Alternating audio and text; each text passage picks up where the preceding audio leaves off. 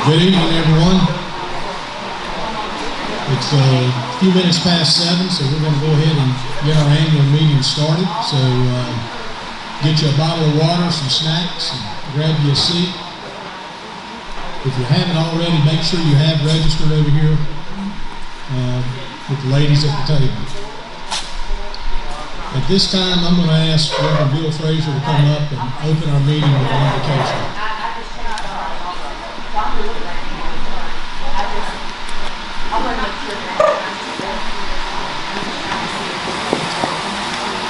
Let's bow for a word of prayer. Father God in heaven, we thank you for the beauty of your creation. We live in such a beautiful place, but with the beauty of this place, there come some challenges that the electric companies and other facilities have to manage, and we just ask that you guide them and direct them in how to produce power and create power opportunities for all of the inhabitants of this county and the county surrounding us. Father, we ask a blessing on the workers and the staff here at this co-op and the directors and just everyone that has anything to do with this place, Father. We pray that you continue to watch over us and keep a hedge of protection around us. We're so blessed to live in the place we do. We ask your blessing on this meeting, all that's said and done here today. In Christ's name I pray. Amen. Amen.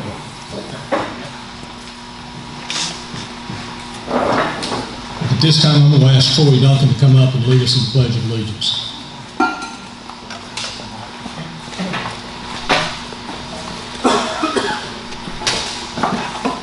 All right, everybody else.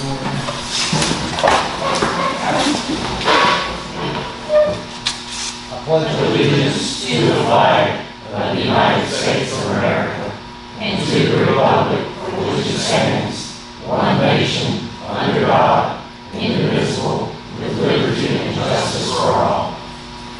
Thanks, Lord.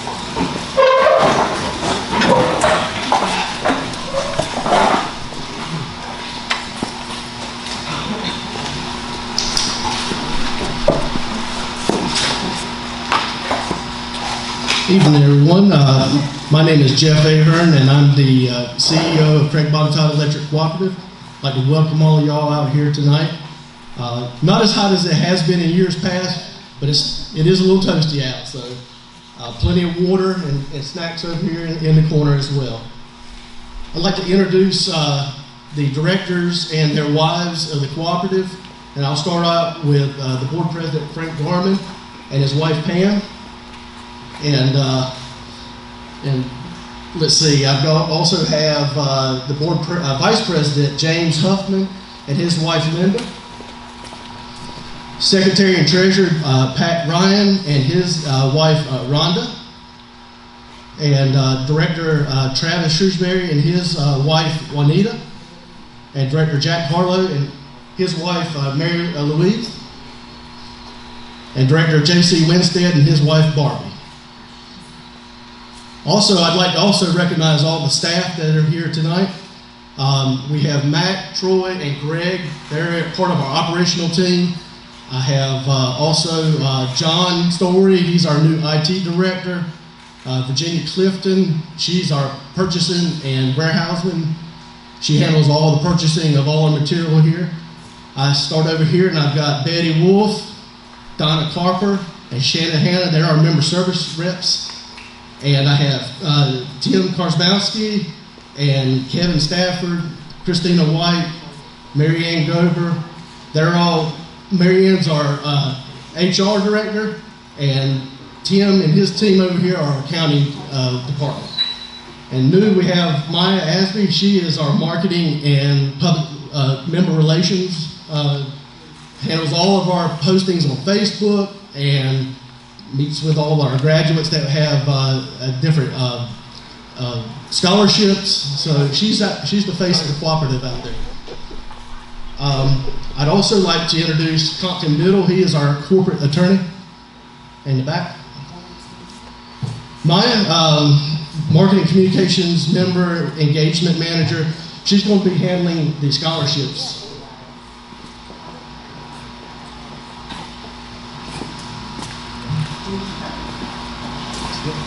Thank you. Thank y'all for being here. I'm sure there's probably nowhere else you'd rather be on a Saturday night in June. But again, thank you so much for being here. And one of the most positive things we have to talk about today is our scholarship winners. So on behalf of the Virginia, Maryland, and Delaware Association of Electric Cooperatives, Education Scholarship Foundations, and Craig-Botetourt Electric Cooperative, I'm happy to award the Worth Hudson Scholarship in the amount of $1,000 to the following recipients. This year we did have 3, which is 1 more than we had last year, so that's wonderful to hear. After I call your names, if you don't mind, after you come and get your certificate, if you would just stand in front of that little photo op there so we can get a picture of you all, that would be great. First off, we have Haley Horan. And you can clap.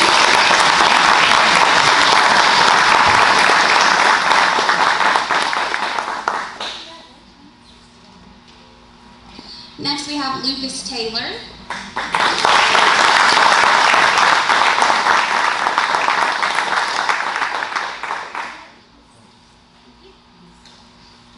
And last, we have Silas Miller.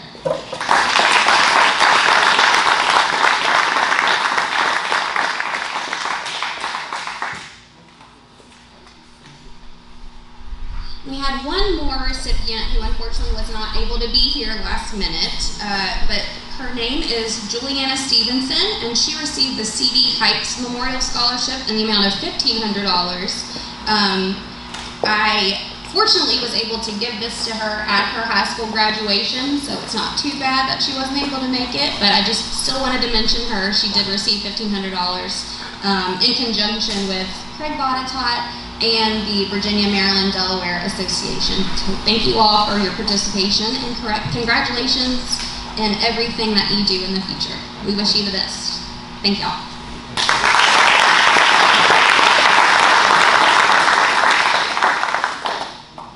Thank you so much, Maya.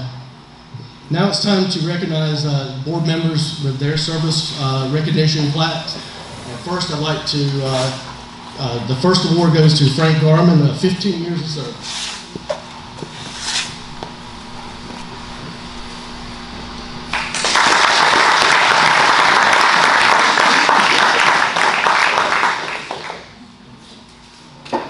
The second plaque is for Mr. James Huffman, and this is for 45 years of service.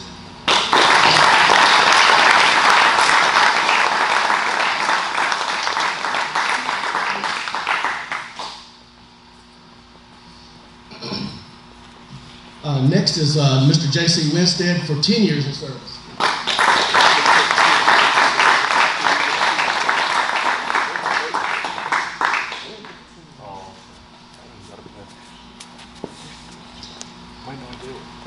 Next, I'm going to present the staff with service recognition awards. First is Betty Wolf for 10 years of service.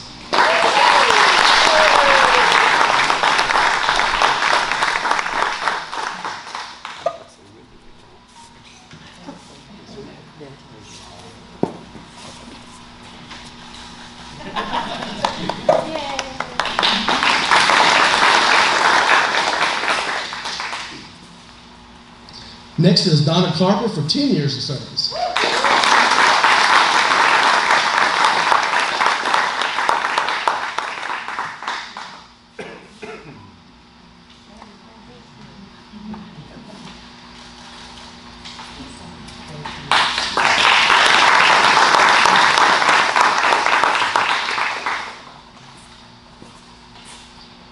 And last but not least, Virginia Clifton for 5 years of service.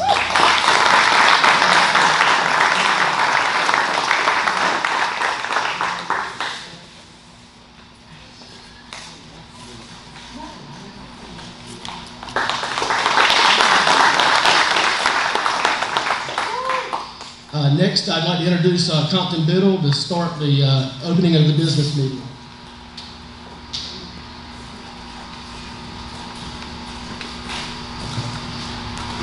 Good evening. My name is Compton Biddle. I'm honored to serve as Cooperative Legal Counsel. To conduct the business before us tonight, we must establish a quorum present. There are currently 5,873 active members of the cooperative. In accordance with our bylaws, we need 2.5% or 147 members present, either in person or represented by member proxy to have a quorum. We have 20 members present in person and 736 members present by proxy, totaling 756. We therefore have a quorum. We can proceed with conducting the business before this meeting. Those in attendance that are holding proxies are J.C. Winstead with 2, James Huffman with 1, Frank Garman Jr. with 10, Patrick Ryan with 2, Travis Shrewsbury with 6, Jack Harlow with 1, Greg Huffman with 1.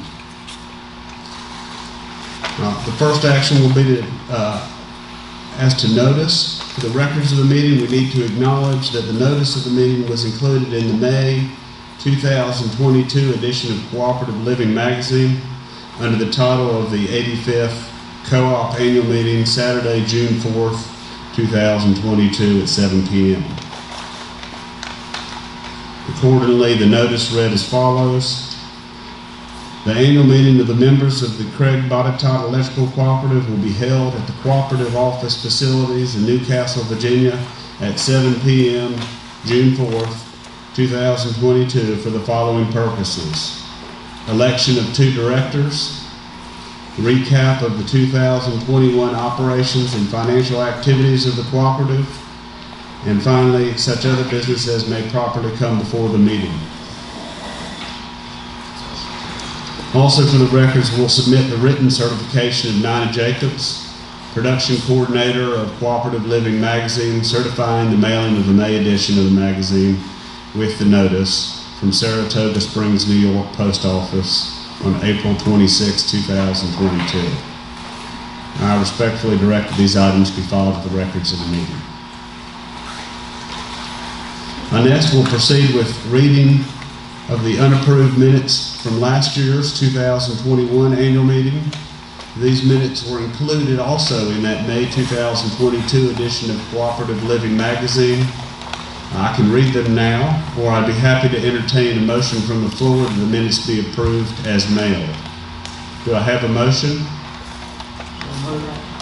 Do I have a second? Second. Any discussion? All in favor, aye. Any opposed by like sign? The motion is approved. We'll waive the reading of the minutes. Next order of business is the election of director positions who have a current term expiring. By way of background, your cooperative board contains 6 members, 2 from each of the 3 districts. District 1 covers the counties of Monroe, Allegheny, and Giles. District 2 covers the counties of Craig and Roanoke, and District 3 covers the counties of Botetourt and Montgomery. Reference is made to Section 4.3 of the Cooperative Bylaws for director qualifications. A director or director candidate must be a natural person in good standing and reside in the geographic district from which the director is elected or chosen. Tonight, we will elect a board member from District 1 as well as a board member from District 2. There are 3 ways to be nominated for consideration as a director.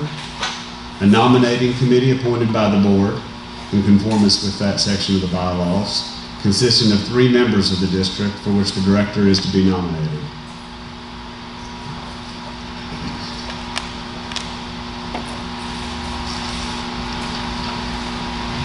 Your District 1 nominating committee members are Alita Brizendine, Mr. Rob Miller, and Ms. Ann Wright.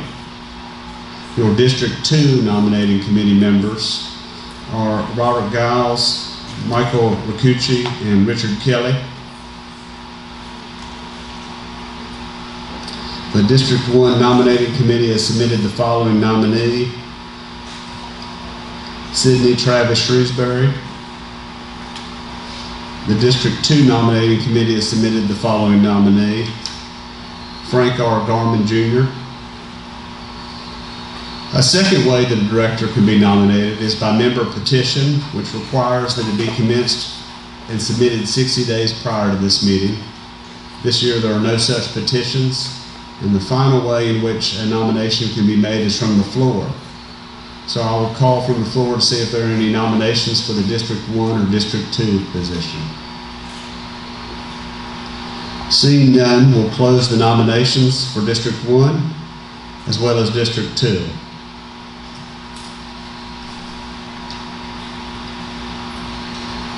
With the nominations closed, your final District 1 board candidate is Sydney Travis Shrewsbury. And I will make an opportunity if Mr. Shrewsbury would like to speak to the members.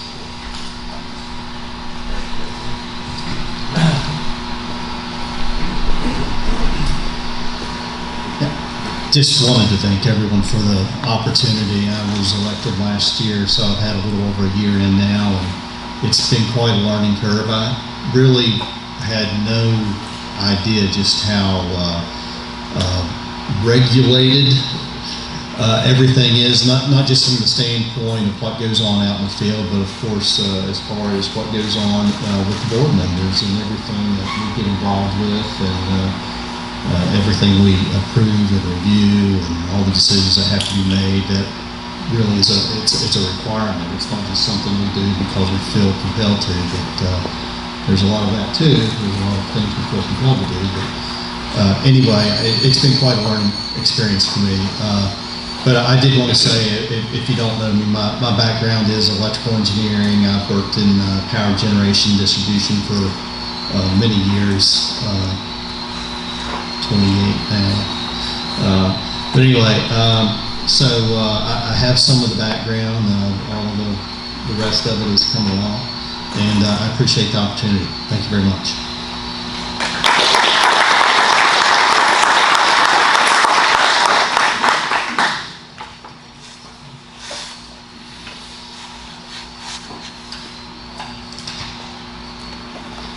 Thank you, Mr. Shrewsbury. We'll now make the floor available to Mr. Garman if he would like to share some words.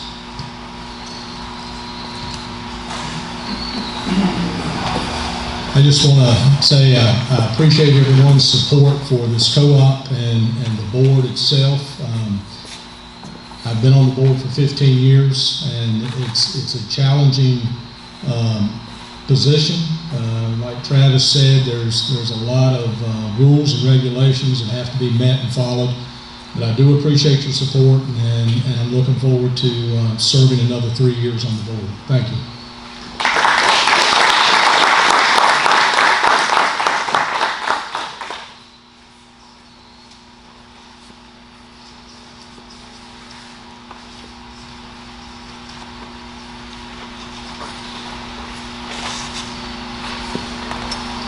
All right, thank you, Mr. Gorman. The vote tellers appointed for tonight's election are Tim Kazmarski and Kevin Stafford. All members vote for each directorship position regardless of where the member resides. Now, you should have received your ballots already when you registered. Please note that you will retain the bottom portion of your ballot after submitting the top portion to the tellers, who will come along and collect your ballot. And while the tellers are collecting ballots, we'll proceed to reports from the officers. I'm starting with Mr. Ahern, the CEO. Where's the preparation?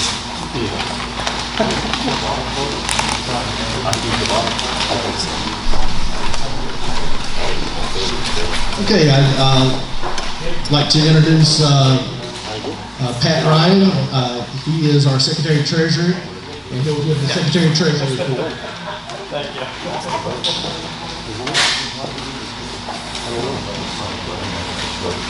No, there isn't. Good evening. As the Secretary Treasurer of your cooperative, I would like to thank you for your patronage this past year, as well as providing the opportunity to present the 2021 financial highlights. The cooperative's audited 2021 financial statements was published in the May 2022 edition of Cooperative Living Magazine. Our 2021 financial statement audit conducted for the second year by accounting firm of Jones, Jenkins, and Cheatham was completed in mid-May. The auditors reported the results of the audit to the Cooperative Board of Directors at the May 26th board meeting, indicating that we are in a strong financial position, that all records are properly kept in accordance with general accepted accounting principles, as well as the requirements of the Rural Utility Service Uniform System of Accounts. The Cooperative's audited financial statement will be published in the July 2022 edition of Cooperative Living Magazine. Financial highlights for 2021 were as follows. Total utility plant, $49,012,863. An increase of nearly $3.3 million. This increase is the result of completion and startup of Rondo Substation, the Cooperative's first substation addition in 50 years, as well as the completion of the first phase of a fiber backbone constructed in Botetourt County. Operating margins were $776,854. Contributing to the favorable margins was the Cooperative's first rate increase since 2010, which became effective July 1st, 2021. Following a petitioning process with the Virginia State Corporation Commission that began back in January of 2020. Given the rapidly rising costs experienced everywhere in 2022, this rate increase should enable your cooperative to weather the storm, at least in the near term. Kilowatts hours sold, 85,124,023. An increase of 3.8 million kilowatt hours, 4.6% over 2020. Not unexpected as the economy and the lives of our members slowly return to more normal as we come out of the COVID pandemic. Active meters, 7,329 as of the year end. A net increase of 0.5% over the last year in number of 7,209.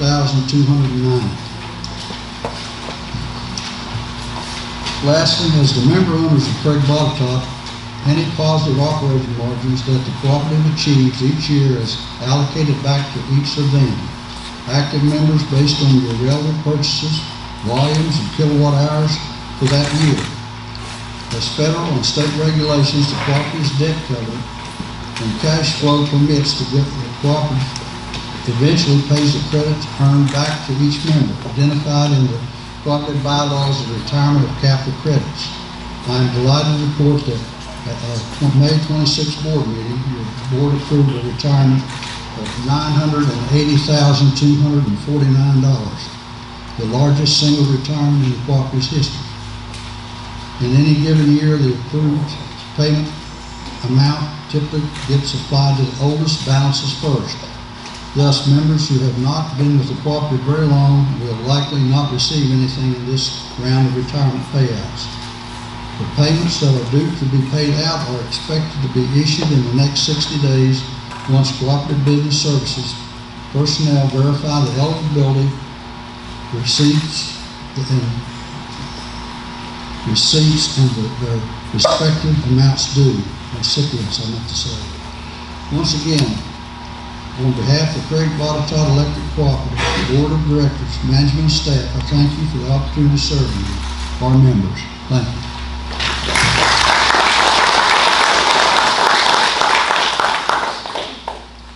Thank you, Mr. Ryan. Next, I'd like to introduce our board president and chairman, Frank Gorman.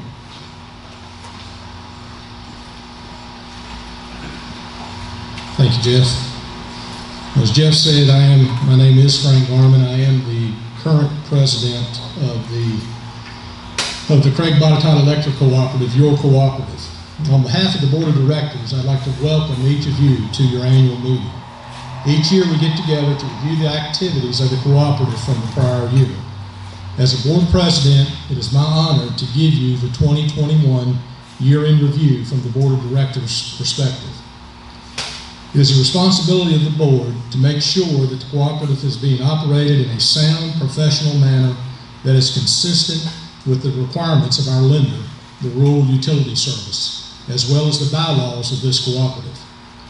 The board oversees and directs the chief executive officer of the cooperative to ensure that the actions of the cooperative and its staff support the mission statement of this cooperative.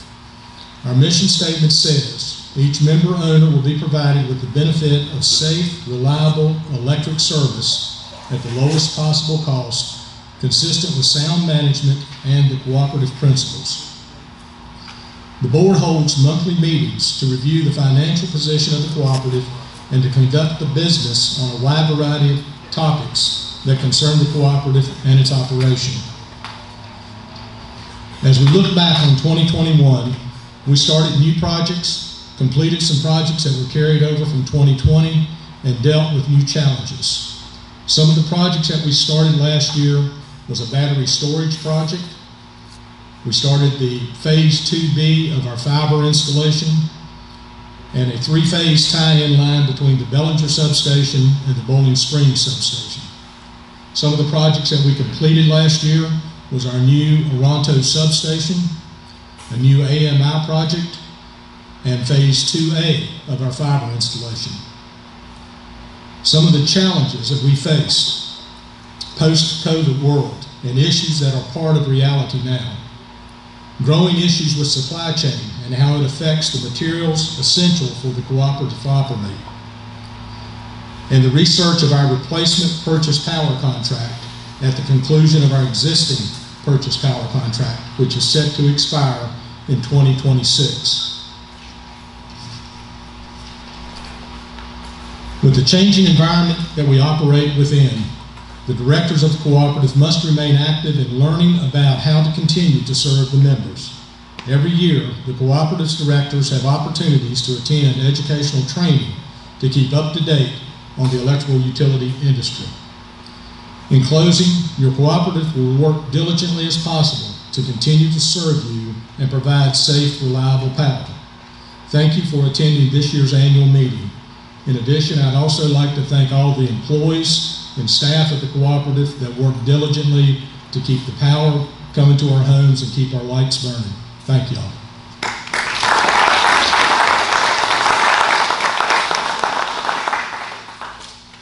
Thank you, Mr. Garman. So before I get started on my CEO update, I did forget Shaylin Henderson. She handles the guys back in engineering operation, all the work order flow, and also our broadband product as well. And Josh Olette just stepped in as well. I'll recognize you too. We got Josh back. He's actually a foreman now on our construction crew.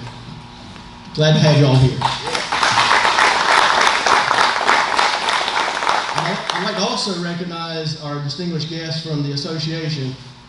We have Greg, he is McDonald, and also I believe Tim Robinson as well. They'll be taking photos out throughout the night. I'm sure y'all are in one or two of them.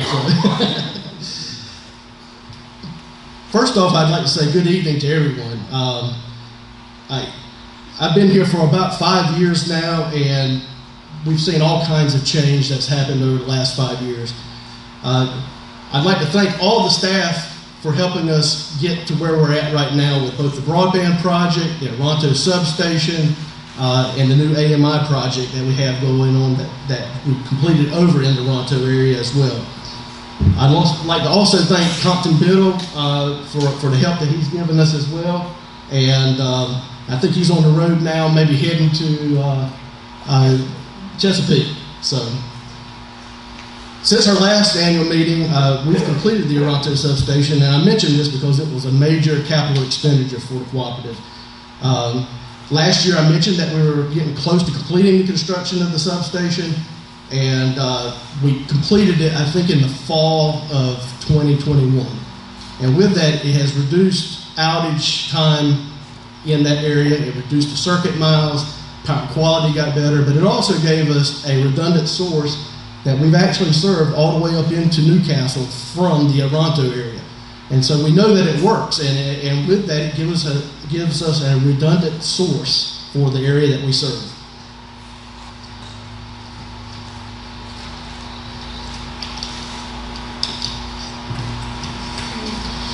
Also, we successfully completed the AMI project. It was a pilot project of about 1,000 meters in the Oronto substation area. And with this new AMI system, it actually reports outages. If you're not home, it reports the outage automatically to our office. It gives us more up-to-date readings, and it allows us to have the ability to offer future rates like prepay in the future. It also gives us blink count information. We're able to look at the analytics on that and know where we've got an issue with right-of-way or vegetation. It could be wildlife as well. We also completed the additional phase of the fiber build in Botetourt County, where we passed an additional 170 additional addresses. And as we have projects that we can build out, we will construct in those areas, contingent on the funding. And as President Garvin mentioned, we started several projects in 2021 and our carryovers into 2022. The new tie line from Bellinger substation to Boiling Springs substation. This tie line gives us the capability to backfeed Boiling Springs, which is in essence like on an island. If we have an issue with Dominion Power on the delivery point, we can actually backfeed it from a substation that's over at the West Virginia line off of 311. We also started researching the potential use of a battery storage system. This battery storage system, looking at how the technology has evolved over the years, this battery storage system is not a small battery storage system. It's a 2 to 4 megawatt battery storage system. And with that storage, we're able to curtail some of our load that we have coming into our system. And with that curtailment, where we're able to shift the peak from the peak time to off-peak time, then our transmission costs, which are reflected in your PCA charges every month, will be reduced. And those are the things that we're looking at to get creative on the ever-increasing transmission costs that we see. We're seeing 18 to 20% increases annually on these transmission costs. So this is one method that we're looking at to try to reduce that amount of transmission increase.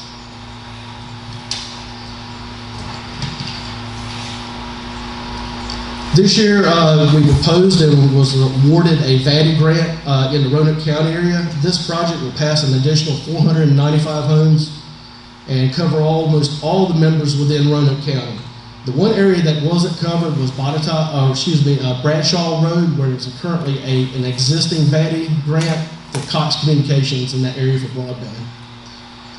And as we have opportunities, we will take advantage of these opportunities. Actually, we're right now working on a proposal for Craig County as well. And so we'll see how that goes, but Craig County wants to have a broadband project within areas that are either underserved or not served here within Craig County as well. The cooperative is always planning for the future. We look to ways to reduce the cost and still provide a value service to our members. However, we are faced with challenges, and these challenges are not new to our membership. And the supply chain that Mr. Garman mentioned earlier on is one of the major issues that we're up against right now. We have common items like meter bases and transformers and meters themselves that have almost a year lead time to them. We as not only our statewide association, but our national organization is lobbying Congress to work on these issues that they have with supply chain and the bottlenecks in transit to get these products to us sooner. We're actively purchasing transformers into 2023, and we haven't budgeted for these items other than our construction work plan, but if we don't place the order, we will not have them in a timely fashion. We also started to focus on the expiration of the APCO contract. That expires in 2026. It seems like it's a long ways off, but it'll be here before we know it. And some of the things we're evaluating are novel contracts with current providers. Folks that are generating energy somewhere within the regional transmission authority in this area. And we're having providers, even APCO will be participating in it as well. But we have an RFP out on the streets, and they're going to be looking at what it would take to get that data back to us on how the blocks or how the pricing will be set up in this new structure. Having the ability to own our own generation is another thing that we're looking at.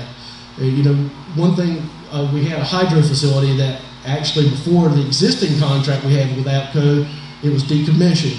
We may have opportunities with our existing hydro location, with federal funds, federal grants that could be available for hydro. Currently there's tax credits, but cooperative is a not-for-profit, so we do not have the tax credit benefit on that end. So we would be looking towards grants, a potential solar project that we have here, maybe even on the grounds of Craig-Botetourt Electric as well. But we are constantly looking at and renewing that potential opportunity for the cooperative. And finally, in 2021, we saw our COVID pandemic affecting almost every facet of our lives, with the challenges of protecting our staff, maintaining a relationship with our membership, to locating material for construction and maintenance. The pandemic was a definite obstacle for the cooperative's progress. However, we were able to complete over $3.3 million in capital projects. These projects represent reliability of service and add a quality to the community. Along with the capital investment that was made, your board approved the largest retirement of capital credits in cooperative's history. The retirement was in the amount of $980,243. In closing, 2021 was challenging. It tested our stamina and it made us stronger. With lessons learned from last year, your cooperative is stronger and well positioned to take on the challenges that await us. The issue with the pandemic and the supply chain created some obstacles that were not insurmountable. We never lost focus on the fact that the members are our number one focus. Thank you so much, and God bless all your families.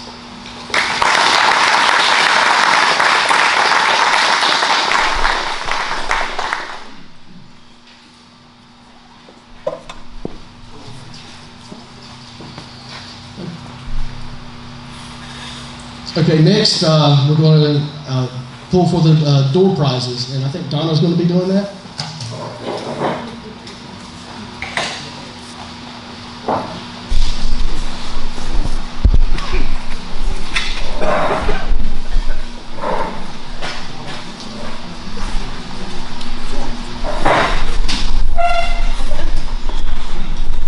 All right, we're doing a first draw for our $100 bill credit.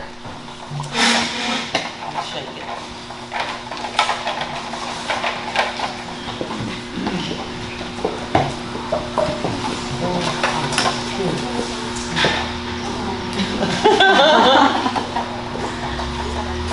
Okay, the number is 1662.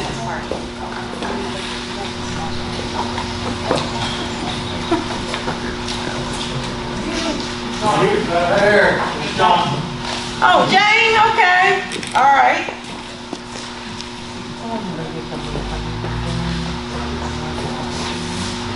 Yeah. All right. Now we're going to draw for a $50 off the bill.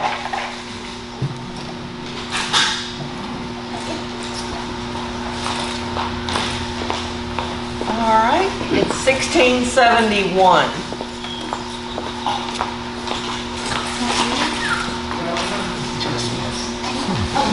Oh, okay. Can somebody, I appreciate it.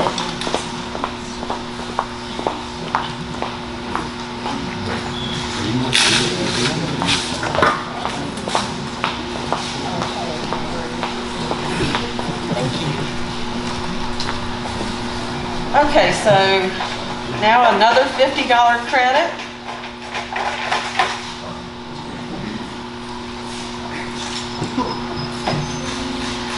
All right, 1669.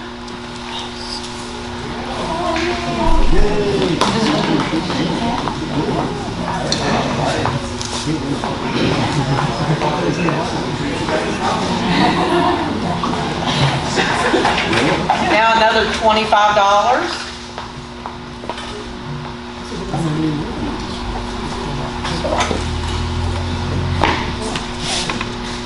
$1672.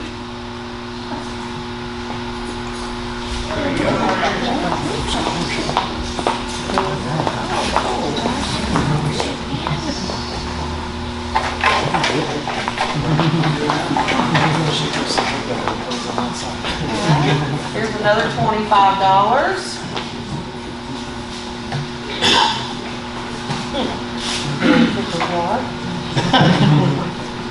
$16.67.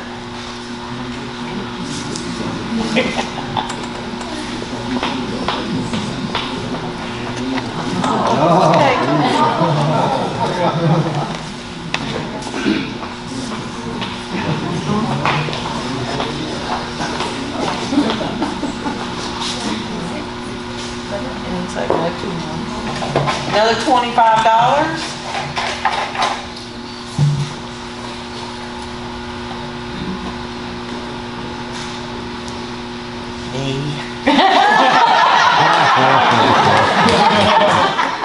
Yay!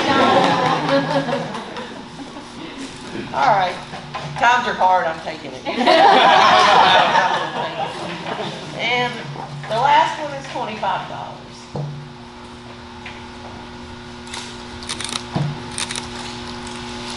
$16.53. Is it good? Yay! Virginia. All right. Thank you. Appreciate it.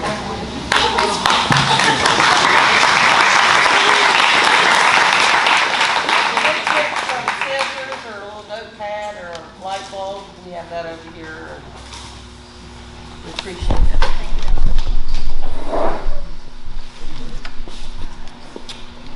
All right, is there any unfinished business before this meeting? Any new business? I will now then report the chairman of the vote tellers. Both Sidney Travis Shrewsbury and Frank R. Garman Jr. received 754 votes.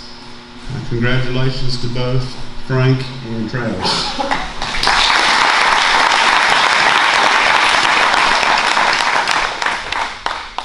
With no further business before the meeting, we're adjourned.